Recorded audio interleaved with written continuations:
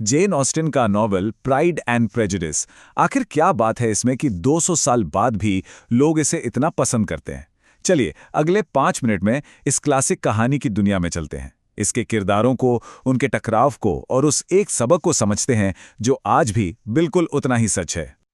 ये एक ऐसी सच्चाई है जिसे पूरी दुनिया मानती है कि अगर कोई अकेला आदमी है और उसके पास अच्छी खासी दौलत है तो उसे एक पत्नी की तलाश जरूर होगी। कमाल की लाइन है ना?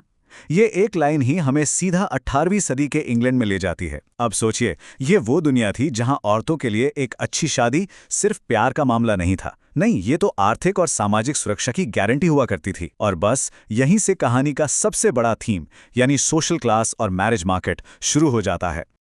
तो कहानी का पूरा ताना बाना आप कह सकते हैं इन्हीं दो शब्दों के आसपास बुना गया है, और इन शब्दों को जिंदा करते हैं हमारे दो मेन कैरेक्टर्स। एक तरफ हैं एलिजाबेथ बेनेट, तेज, समझदार और एकदम इंडिपेंडेंट। वो डार्सी को पहली ही नजर में घमंडी मान लेती हैं और यही है उनका प्रेजुडिस यानी पूर्वाग्रह। और दूसरी तरफ है फिट्जविलियम डार्सी, बहुत अमीर, ऊंचे सोशल स्टेटस वाले, और उनमें कूट कूट कर भरा है प्राइड यानी गर्व। वो अपने ऊंचे रुतबे के घमंड में एलिजाबेथ के परिवार को अपने से कम समझते हैं। और बस यहीं से शुरू होता है इन दोनों के बीच टकराव का सिलसिला। लेकिन कहानी सिर्फ इन दोनों की तो है नहीं, इसमें और भी मजेदार किरदार हैं, जैसे मिसेस बेनेट, जिनकी जिंदगी का एक ही मकसद है, अपनी 5 बेटियों की शादी करवाना। वो उस दौर की माओं के प्रेशर को दिखाती हैं। फिर है जेन, बड़ी बहन, जिसकी सादगी एलिजाबेथ के तीखेपन को बैलेंस करती है।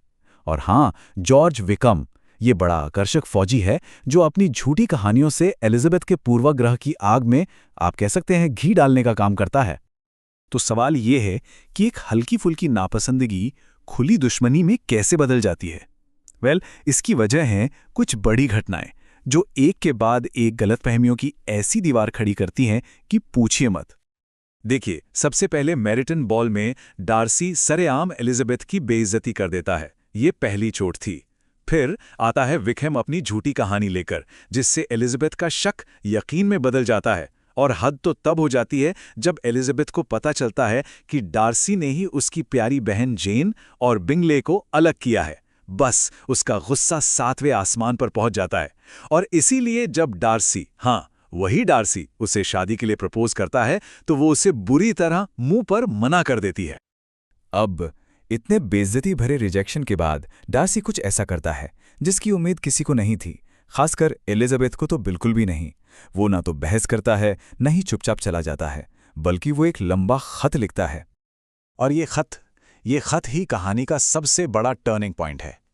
यही वो पल है जो एलिजाबेथ को अपने हर यकीन, अपनी हर सोच पर सवाल उठाने के लिए मजबूर कर देता है। उसे ये एहसास होने लगता है कि जिस सच को वो अब तक मानती आई थी, शायद वो एक बहुत बड़ा झूठ था। उस खत में चौंकाने वाले राज खुलते हैं। डार्सी बताता है कि विकम कोई बेचारा नहीं, बल्कि एक नंबर का धोखेबाज है।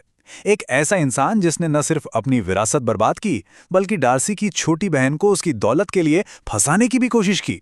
जरा सोचिए, एलिजाबेथ के लिए यह सच्चाई किसी जोरदार झटके से कम नहीं थी। इस सच को मानना एलिजाबेथ के लिए बिल्कुल आसान नहीं था। उसे अपनी गलती का, अपने पूर्वाग्रह का, अपने अंधेपन का एहसास होता है। ये एक बहुत मुश्किल और दर्दनाक सफर था खुद को समझने का, लेकिन यहीं से डार्सी के लिए उसका नजरिया हमेशा हमेशा के लिए बदल जाता है।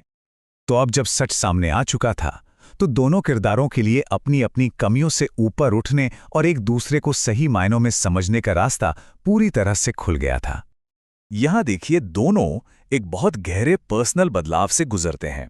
एलिजाबेथ, वो अपने पूर्वाग्रह को तोड़ती है और लोगों को उनके दिखावे से परे देखना सीखती है।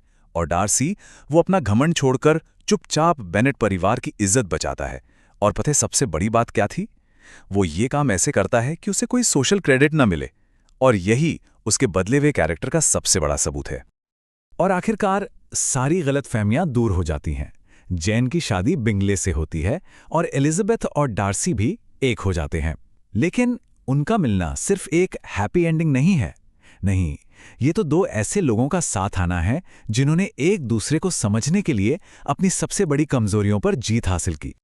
लेकिन कहानी खत्म होने के बाद भी एक सवाल तो मन में रह ही जाता है ना, कि आखिर 200 साल पुराने सामाजिक तौर तरीकों और शादी के बारे में लिखे इस नॉवेल में ऐसा क्या है जो आज भी हमारे दिलों को इतना छू जाता है।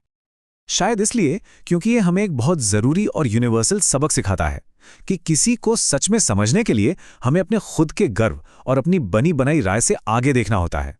तभी हम देख पाते हैं कि कोई इंसान असल में कैसा है।